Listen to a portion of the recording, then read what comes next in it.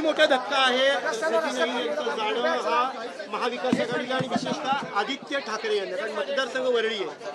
मला वाटतं की आता UBT-मध्ये राहायला कोणी तयार नाही. अनेक आमदार आहेत आता, अनेक मुंबईतले नगरसेवक आहे की ते म्हणतात की आम्हाला इकडे राहायचंच नाही. आता हे फक्त सकाळपासून यांचा लाऊडस्पीकर चालू होतो, बडबड चालू होते, पण या ठिकाणी काही कुठले काम, संपर्क, लोकांचे काही अडचणी समजून घ्या, हे नेत्यांचं काम असतं. हे त्या ठिकाणी अजिबात होत नाही आणि त्यामुळे तर सर्व लोक तिकडे परेशान आहेत. त्यामुळे तिथे राहायला आता कोणीही तयार नाही. काही दिवसांनी आपण बघा अजून काय काय पुढे काय काय होत आहे ते. तसं तर मी ते आधीपासून सांगतोय की तुम्ही काही दिवस थांबा आणि या पक्षामध्ये आता कोण राहतोय उबाठामध्ये, काही नाही. त्याला कोणीही त्यांना म्हणजे कोणी आपुलकीने नगरसेवक आपल्या आमदारांना वागवत नाही, खासदारांना वागवत नाही, त्याच्याशी धड बोलत नाही. यांना वाटतं सकाळी आपण आलो तुमच्या या बोंब समोर बोलायला सुरुवात केली, वाटेल तसं बोललो, वाटेल तशी शिवेगाळ केली की आपला पक्ष वाढेल असा त्यांचा समज आहे.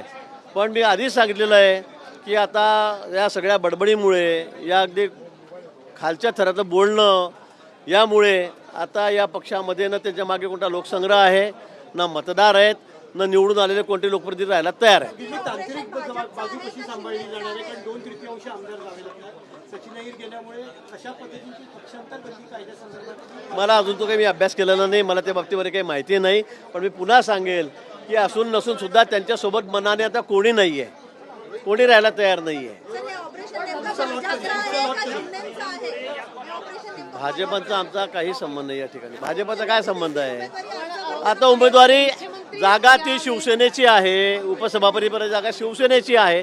ते जो उमेदवार देतील तर आम्ही सगळे मिळून त्या ठिकाणी भरायला जाणार आहोत फॉर्म. त्यात काही वेगळं काही नाही आहे.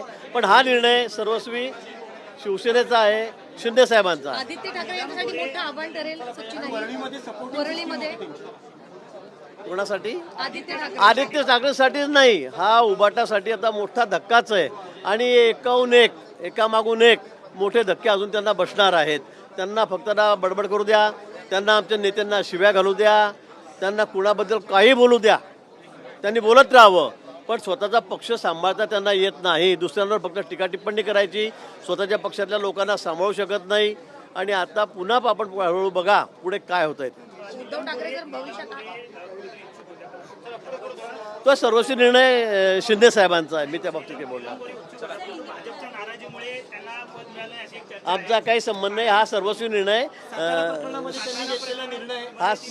हा सर्वस्वी निर्णय शिंदे साहेबांचा आहे. ती जागा, सभापती जागा आमच्याकडे, उपसभापती जागा सगळ्यानुसार त्यांच्याकडे आहे. मला वाटतं सर्वस्वी निर्णय शिंदे साहेबांचा आहे. त्यांनी ठरवायचं आहे कुणाला द्यायचं उपसभापतीपद, कुणाला नाही द्यायचं म्हणून. पुढे अजून काय होणार?